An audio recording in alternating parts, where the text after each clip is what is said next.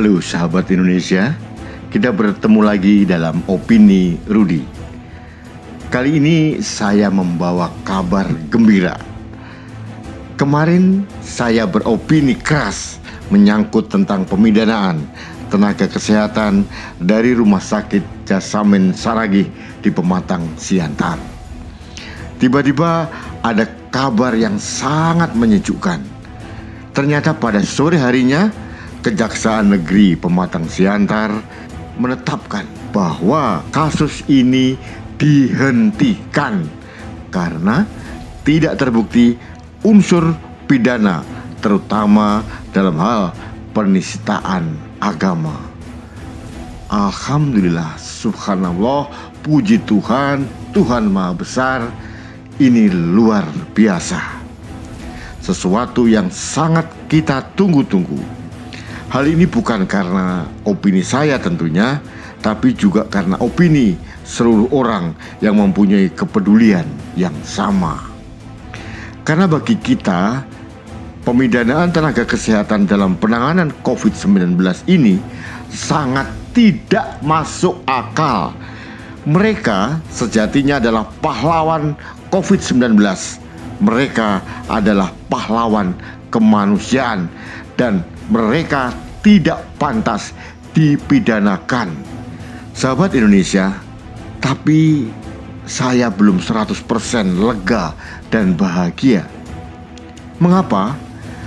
Karena kita harus menunggu bagaimana respon dari kelompok-kelompok masyarakat di Pematang Siantar dan Sumatera Utara menyikapi penghentian kasus ini. Kalau kita melihat secara jernih kasus ini, awalnya diproses oleh pihak kepolisian karena ada tekanan publik, terutama dari kelompok-kelompok Islam radikal setempat yang menginginkan kasus ini dipidanakan. Sahabat Indonesia, kalau kita cermati secara seksama, tokoh-tokoh penggerak demonstrasi dari kasus ini adalah orang-orang yang sebagian besar mantan pegiat dan aktivis dari Ormas FPI atau Front Pembela Islam yang sudah dilarang negara. Nah, seharusnya negara, dalam hal ini pihak kepolisian, secara jernih menelisik hal ini hanya akal-akalan kelompok orang-orang ini untuk mencari panggung semata. Mereka ini hanya sekedar ingin membuat gaduh di negeri ini dengan berselancar pada kasus-kasus yang bisa mereka manfaatkan untuk merusak kedamaian di negeri ini. Hal ini yang harus diwaspadai. Seharusnya tokoh-tokoh yang terlibat dari organisasi terlarang tidak boleh lagi beraktivitas, apalagi memprovokasi massa, karena hal ini sangat membahayakan ketentraman di negeri ini. Nah, melihat rekam jejak kelompok intoleran ini, kita harus hati-hati menunggu respon dari kelompok ini, karena merekalah sejatinya yang menggerakkan massa untuk menekan aparat kepolisian maupun wali kota Pematang Siantar untuk memaksakan kasus ini dipidanakan.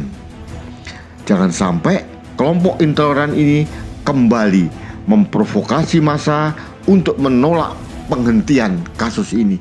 Ini sangat berbahaya menurut saya.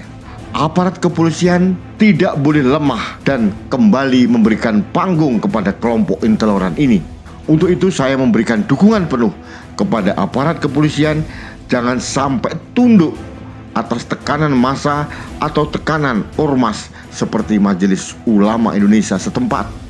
Karena hal ini sangat membahayakan keberagaman dan persatuan di negeri tercinta ini.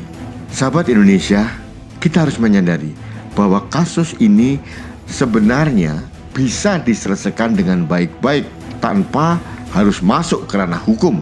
Kalau memang dianggap tenaga medis tersebut dianggap salah, menurut saya cukup diberikan arahan atau peringatan, bukan dipidanakan seperti yang kemarin terjadi. Sahabat Indonesia, dalam kesempatan ini saya harus mengucapkan terima kasih kepada Presiden Jokowi dan aparat keamanan, terutama kejaksaan dan kepolisian, yang mau berbesar hati menerima masukan dari masyarakat untuk menghentikan kasus yang tidak masuk akal ini. Selanjutnya, seperti yang saya sampaikan tadi, kita harus mengantisipasi serangan balik dari kelompok-kelompok yang dari awal sudah menginginkan negara ini selalu gaduh.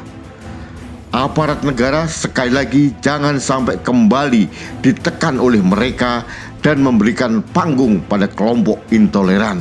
Aparat keamanan harus tegas menjaga kehormatan dan kewibawaan negara.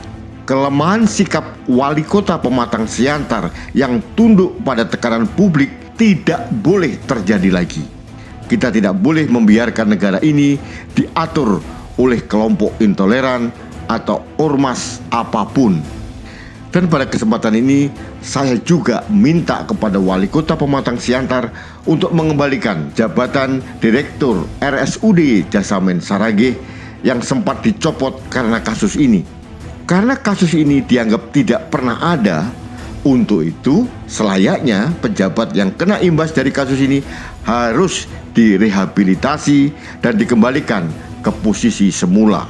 Di samping itu, saya juga minta kepada aparat negara agar menjaga keselamatan 4 tenaga kesehatan dan keluarganya.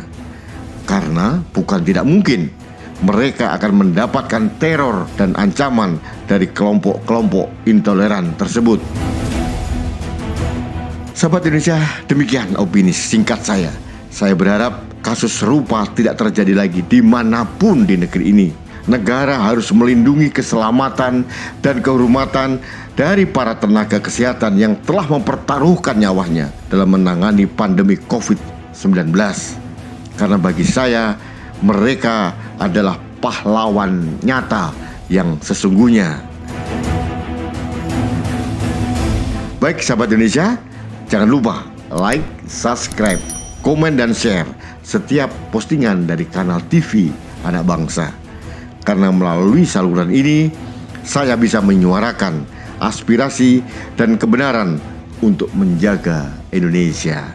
Terima kasih, salam damai. Rudi S. Kamri.